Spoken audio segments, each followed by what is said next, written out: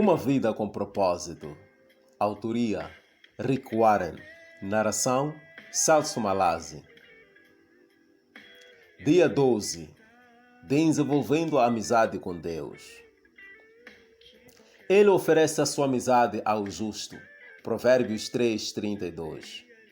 Aproximem-se de Deus e Ele se aproximará de vocês. Tiago 4:8. Você está tão perto de Deus quanto escolher estar. A exemplo de qualquer amizade, você deve se esforçar para desenvolver sua amizade com Deus. Isso não acontecerá por acidente. É necessário querer, ter tempo e energia. Se você deseja um vínculo mais profundo e íntimo com Deus, deve aprender a partilhar de forma honesta com Ele os seus sentimentos, ter confiança quando Ele lhe pedir para fazer algo, aprender a se importar com aquilo com que Ele se importa e desejar sua amizade mais do que qualquer outra coisa. Devo optar por ser sincero com Deus. Devo optar por ser sincero com Deus. Devo optar por ser sincero com Deus.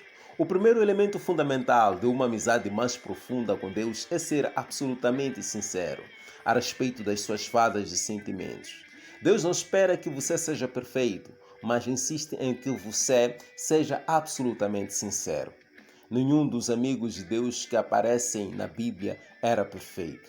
Se a perfeição fosse um requisito para a amizade com Deus, jamais poderíamos ser seus amigos. Felizmente, em virtude da graça de Deus, Jesus ainda é amigo de pecadores.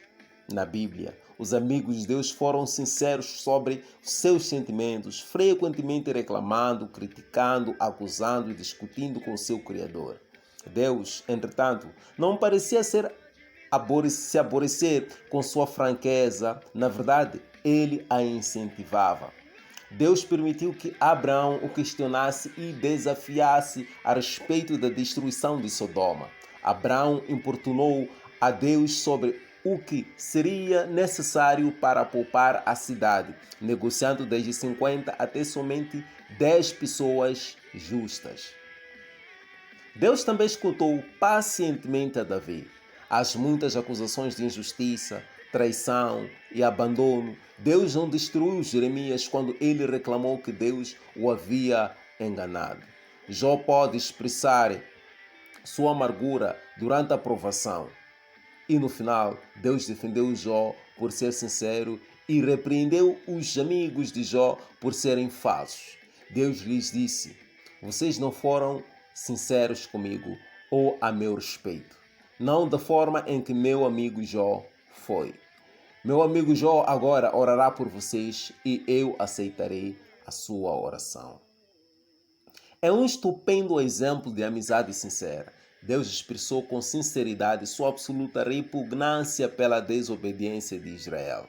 Ele disse a Moisés que manteria a promessa de dar aos israelitas a terra prometida, mas não daria mais nem um passo com eles no deserto. Deus estava saturado e disse a Moisés exatamente como se sentia. Moisés, falando como um amigo de Deus, respondeu de forma igualmente sincera: tu me ordenaste, conduza este povo, mas agora não me permites saber quem enviarás comigo. Se me vês com agrado, revela-me os teus propósitos. Lembra-te de que esta nação é o teu povo. Se não fores conosco, não nos envies. Como se saberá que eu e o teu povo podemos contar com o teu favor, se não nos acompanhares? O Senhor disse a Moisés: farei o que me pede, porque tenho me agradado de você e o conheço pelo nome. Deus pode lidar com esse tipo de franqueza a toda prova da parte de você. Deus pode lidar com esse tipo de franqueza a toda prova da parte de você. Sem dúvida, a verdadeira amizade é edificada sobre transparência. O que poderia parecer audácia, Deus vê como autenticidade. Deus escuta as palavras exaltadas de seus amigos. Ele se aborrece com as frases feitas, religiosas e previsíveis. Para ser amigo de Deus, você deve ser sincero com Ele e dividir seus verdadeiros sentimentos e não o que você pensa que deveria sentir ou dizer. É provável que você precise confessar alguma raiva ou ressentimento escondido em relação a Deus em certas áreas de sua vida, nas quais você se sentiu enganado ou decepcionado, até que tenhamos amadurecido o suficiente para compreender que Deus usa todas as coisas para o nosso bem. Abrigamos ressentimentos em relação a Deus por causa de nossa aparência, formação, orações não respondidas, mágoas do passado e outras coisas que mudaríamos se fôssemos Deus. As pessoas frequentemente culpam a Deus por mágoas provocadas por outras pessoas. Isso cria o que William Buckles chama de seus problemas ocultos com Deus. A amargura é a maior de todas as barreiras para a amizade com Deus. Porque eu iria querer ser amigo de Deus se Ele permitiu isto? O antídoto, é claro, é atinar que Deus sempre age no seu melhor interesse. Mesmo quando é doloroso e você não compreende, mas libertar-se de seus ressentimentos e revelar seus sentimentos é o primeiro passo para a cura. Do mesmo modo que tantas pessoas na Bíblia, diga a Deus exatamente como você se sente. Para nos instruir na honestidade sincera, Deus nos deu o livro de Salmos, um manual de adoração, cheio de discursos descontrolados, delírios, dúvidas, medos, ressentimentos e sofrimentos intensos combinados com a ação de graças, louvores e declarações de fé. Todas as emoções possíveis estão catalogadas no livro de Salmos. Quando você lê as confissões emocionadas de Davi e de outros, percebe que é assim que Deus quer que você o adore, sem reter absolutamente nada do que sente. Você pode orar como Davi. Derramo diante dele as minhas queixas e conto-lhe todos os meus aborrecimentos. Estou totalmente abatido. É animador saber que todos os amigos íntimos de Deus, Moisés, Davi, Abraão, Jó e outros, tiveram acessos de dúvidas, mas em vez de mascarar seus receios com frases feitas, eles os expressaram sincera, aberta e publicamente. Exprimir as dúvidas às vezes é o primeiro passo em direção ao próximo nível de intimidade com Deus. Devo optar por obedecer a Deus na fé.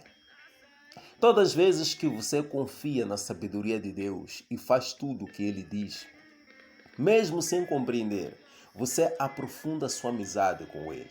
Normalmente, não consideramos a obediência como característica da amizade. Ela é reservada para o relacionamento com o pai, chefe ou oficial superior, não um amigo. Entretanto, Jesus deixou claro que a obediência é uma condição para obter intimidade com Deus. Ele disse: "Vocês serão meus amigos se fizerem o que eu lhes ordeno." No último capítulo, assinalei que a palavra usada por Jesus quando nos chamou de amigos poderia se referir a amigos do rei. É uma corte. Embora esses companheiros íntimos tivessem privilégios especiais, eles ainda estavam sujeitos ao rei e tinham de obedecer às suas ordens. Somos amigos de Deus, mas não somos seus iguais. Ele é o nosso amado líder e nós o seguimos. Obedecemos a Deus, não por obrigação, medo ou imposição, mas porque o amamos e confiamos que Ele sabe o que é melhor para nós. Queremos seguir a Cristo em virtude da gratidão que sentimos por tudo que Ele nos faz. E quanto mais perto de nós o seguimos, mais intensa a nossa amizade se torna. Os incrédulos normalmente pensam que os cristãos obedecem por obrigação, culpa ou medo de ser punidos, mas o oposto é que é verdadeiro. Por termos sido perdoados e libertos, obedecemos por amor, e nossa obediência nos traz grande alegria. Jesus disse: "Como o Pai me amou, assim eu os amei. Permaneçam no meu amor. Se vocês obedecerem aos meus mandamentos, permanecerão no meu amor, assim como tenho obedecido aos mandamentos de meu Pai e em seu amor permaneço. Tenho-lhes dito estas palavras para que a minha alegria esteja em vocês e a alegria de vocês seja completa." Repare, Jesus espera que façamos somente o que ele fez com o Pai. Seu relacionamento com o Pai é o modelo para o nosso relacionamento com ele. Jesus fez tudo o que o Pai pediu que ele fizesse graças ao amor. A verdadeira amizade não é indolente, ela age. Quando Jesus nos pede que amemos os outros, ajudemos os necessitados, dividamos nossos recursos, conservemos nossa vida limpa, perdoemos e levemos outros a Ele, o amor nos estimula a obedecer imediatamente. Somos frequentemente desafiados a fazer grandes coisas para Deus. Na realidade, Deus fica mais satisfeito quando fazemos pequenas coisas para Ele por amor. Elas podem passar despercebidas de outras pessoas, mas Deus as observa e as considera atos de adoração. Grandes oportunidades podem acontecer uma única vez durante toda a vida, mas pequenas oportunidades nos cercam todos os dias, mesmo por um simples ato como dizer a verdade, ser gentil e animar os outros. Trazemos um sorriso à face de Deus. Deus guarda simples atos de obediência como se fosse um tesouro, mais do que orações, louvores ou ofertas. A Bíblia diz: o que agrada mais ao Senhor, holocaustos e sacrifícios ou obediência à sua voz. É melhor obedecer do que sacrificar. Jesus iniciou seu ministério público com a idade de 30 anos, ao ser batizado por João. Naquele momento, Deus falou do céu: Este é o meu filho amado, e estou plenamente satisfeito com ele. O que Jesus vinha fazendo durante 30 anos, que agradava tanto a Deus. A Bíblia não diz nada sobre esses anos desconhecidos, com exceção de uma única frase em Lucas 2:51. Então foi com eles para Nazaré, e era desobediente. 30 anos agradando a Deus foram resumidos em 3 palavras: eras obediente. Devo optar por valorizar o que Deus valoriza. É isso que os amigos fazem, importam-se com o que é importante para a outra pessoa. Quanto mais você se torna amigo de Deus, mais se importa com as coisas com as quais Ele se importa. Sofre com as coisas porque Ele sofre e se alegra com as coisas que lhe dão prazer. Paulo é o melhor exemplo disso. As prioridades de Deus eram as suas prioridades e os desejos de Deus eram seus. O que me deixa tão transtornado é preocupar-me tanto com vocês. Esse é o zelo de Deus que queima dentro de mim. Davi se sentia da mesma forma. O zelo pela tua casa me consome e os insultos daqueles que te insultam caem sobre mim. O que importa mais para Deus? A redenção de seu povo. O que importa mais para Deus? A redenção do seu povo. Ele quer que todos os seus filhos perdidos sejam achados.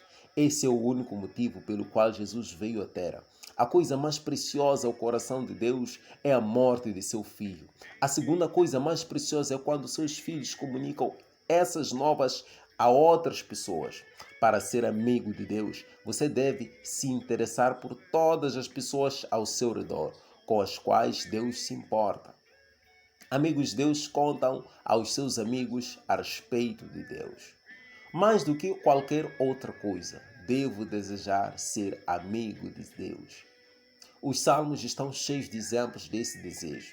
Davi, acima de tudo, desejou apaixonadamente conhecer a Deus. Ele usou palavras como anelo, anseio, sede, fome. Ele almejava a Deus. Ele disse: há uma coisa que realmente desejo do Senhor: o privilégio de viver durante toda a minha vida na sua presença, para descobrir a cada dia um pouco mais da sua perfeição e amor. Em outro salmo, ele disse: o teu amor é melhor do que a vida. O desejo de Jacó pelas bênçãos de Deus na sua vida era tão intenso que ele lutou durante toda a noite com Deus, dizendo: não te deixarei ir, a não ser que me abençoes. A parte mais maravilhosa dessa história é que Deus, que é todo-poderoso, deixou Jacó vencer. Deus não fica ofendido quando lutamos com Ele, porque lutar exige contato pessoal e nos traz para perto dele. Lutar também é uma atitude apaixonada e Deus gosta quando estamos apaixonados por Ele. Paulo foi outro homem apaixonado por sua amizade com Deus. Nada era tão mais importante para a sua primeira prioridade, objeto de sua total concentração e o mais importante objetivo de sua vida. Esse é o motivo pelo qual Deus usou Paulo de forma tão grandiosa. A versão bíblica de Amplified Bible, a Bíblia ampliada, exprime a força total da paixão de Paulo desse jeito. Meu firme propósito é que eu possa conhecê-lo e que eu possa conhecê-lo cada vez mais e intimamente, percebendo, reconhecendo e compreendendo as maravilhas de sua pessoa com mais clareza e intensidade. A verdade é, você está tão perto de Deus quanto escolhe estar. A amizade íntima com Deus é uma escolha, não um fato fortuito. Você deve buscá-la intencionalmente. Você realmente a quer mais do que qualquer coisa. Você deve buscá-la intencionalmente. Você realmente a quer mais do que qualquer coisa. Qual a importância disso para si? Vale a pena desistir de outras coisas por causa dela? Ela vale o esforço de desenvolver os hábitos e habilidades necessárias. Você pode ter sido apaixonado por Deus no passado, mas perdeu aquele desejo. Esse foi o problema dos cristãos de Laodiceia. Haviam perdido o primeiro amor. Faziam todas as coisas corretamente, mas por obrigação e não por amor. Se você estiver passando por abalos espirituais, não se surpreenda quando Deus permitir sofrimento na sua vida. O sofrimento é o combustível da paixão. Ele nos dá energia com tal intensidade que transforma o que normalmente não possuímos. C.S. Lewis disse: o sofrimento é o megafone de Deus. É a forma de Deus nos sacudir da letargia espiritual. Os nossos problemas não são uma punição, são chamadas de despertamento de um Deus amoroso. Deus não está louco por você, Ele está louco por você e fará o que for necessário para trazê-lo de volta à comunhão com Ele. Mas há uma forma mais fácil de reacender a paixão por Deus. Comece a pedir que Ele lhe dê essa paixão e continue pedindo até que você a tenha. Faça esta oração ao longo do seu dia. Querido Jesus, mais do que qualquer coisa, quero conhecê-lo intimamente. Deus disse aos seus cativos na Babilônia: se vocês seriamente me buscarem e me quiserem mais que a todas as coisas, garanto que não ficarão desapontados. Seu relacionamento mais importante. Não há nada, absolutamente nada, mais importante do que desenvolver uma amizade com Deus. Esse é o relacionamento que durará para sempre. Paulo disse a Timóteo: algumas dessas pessoas perderam a coisa mais importante da vida. Elas não conhecem a Deus. Você perdeu a coisa mais importante da vida? Você pode fazer algo a respeito disso a partir de agora.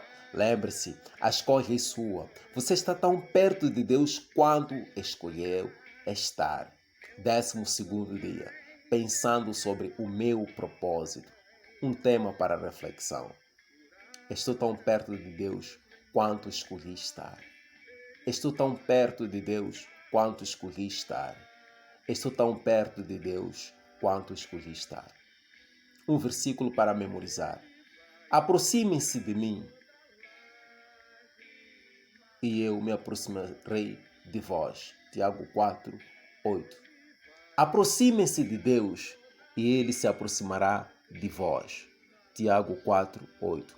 Aproximem-se de Deus que Ele se aproximará de vós. Tiago 4, 8. Aproximem-se de Deus que Ele se aproximará de vós. Tiago 4, 8. Uma pergunta para meditar. Quais escolhas práticas eu farei hoje para me aproximar mais de Deus? Quais escolhas práticas eu farei hoje para me aproximar mais de Deus? Quais escolhas práticas eu farei hoje para me aproximar mais de Deus? Um grande abraço. Até amanhã, 13º dia.